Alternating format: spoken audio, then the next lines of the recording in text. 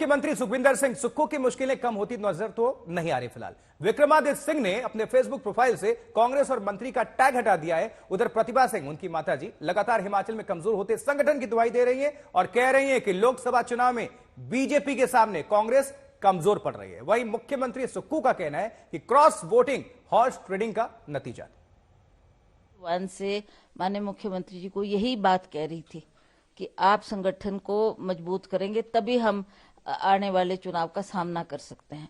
ये बहुत कठिन घड़ी है हमारे लिए। आप जानते हैं हमारे आदरणीय मोदी जी के आदेश के अनुसार कितनी डिफिकल्टीज हमको दिख रही है फील्ड में कि भाजपा क्या करने जा रही है, क्या करेगी, कैसे इलेक्शन लड़ेगी।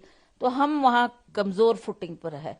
मैंने बार बार उनसे यही आग्रह किया कि हमारे को मजबूती करने की जरूरत है, पार्टी को संगठित करने की जरूरत है। आज जो हम इलेक्शन का सामना करेंगे वो definitely I can say that it's a difficult time, पर फिर भी चुनाव तो चुनाव ही है, लड़ना है और उसमें जीत हासिल करनी है। वो प्रदेश अध्यक्ष है, वो ज्यादा बता सकती है पार्टी की स्थिति को।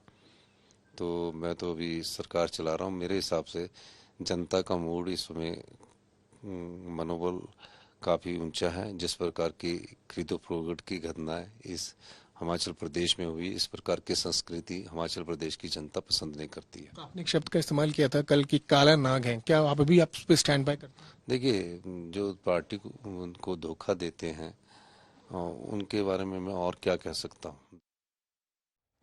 तो आज तक से खास बातचीत में हिमाचल प्रदेश के मुख्यमंत्री सुक्खू ने दावा किया है कि सरकार को कोई खतरा नहीं है, यानी कि ऑल इज वेल। इस वक्त हमारे साथ है हिमाचल प्रदेश के मुख्यमंत्री सुखविंदर सिंह सुक्खू। सर, हिमाचल प्रदेश वैसे तो ठंडा प्रदेश है, लेकिन पिछले काफी दिनों से हम देख रहे हैं राजनीतिक जो माहौल है वो काफी गर्म है।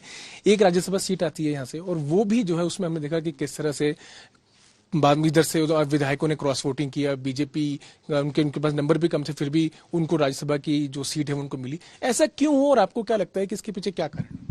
नहीं, क्रॉस वोटिंग हुई है, एक गलती रही है और हम राज्यसभा की सीट हारे हैं, ये भी सही बात है। और निश्चित तौर पर हमारे यहाँ इच्छाएं भी होती हैं कि कोई मंत्री बनना चाहता है, कोई कुछ बनना चाहता है, उनको हम संतुष्ट नहीं कर सके। तो कुछ का तो अंदेशा था, कुछ का अंदेशा नहीं था, इसलिए हम राज्यसभा की सीट हारे हैं। और हमने एक वरिष्ठ नेता जो अधिवक्ता थे हिमाचल हिंदुस्तान के, वो यहाँ से चुनाव जीत नहीं सके। क्या कारण रहा, आपको क्या लगता है, क्यों नाराजगी रही? देखिए, नाराजगी छोटी मोटी होती है, लेकिन निश्चित तौर पर जो उनके साथ लोग हैं, उन लोगों को उन्होंने टिकट भी दिलाए होते हैं तो उनके साथ जुड़ जाते हैं। तो पार्टी की विचारधारा से जुड़ना चाहिए।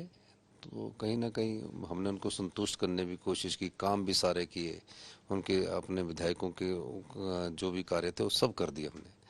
लेकिन कहीं ना कहीं खरीदो फरोख्त हुई है और खरीदो फरोख्त के कारण हम चुनाव हारे हैं। इनको ये जो स्थिति थी इसके बारे में आपने आला कमान को बताया था? नहीं, मैंने नहीं बताया था इस बारे में, क्योंकि मुझे उम्मीद ही नहीं थी कि इतनी खरीदो फरोख्त होगी।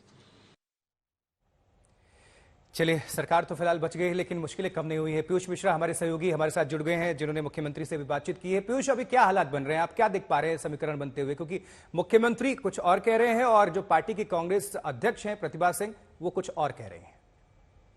जी बिल्कुल आशुतोष, आपको बता दें कि फिलहाल हालात कंट्रोल में है। सरकार को फिलहाल कोई खतरा नहीं है, क्योंकि बजट पास हो गया है और जो 32 विधायक है वो इस वक्त सुक्खू के साथ खड़े हुए नजर आ रहे हैं।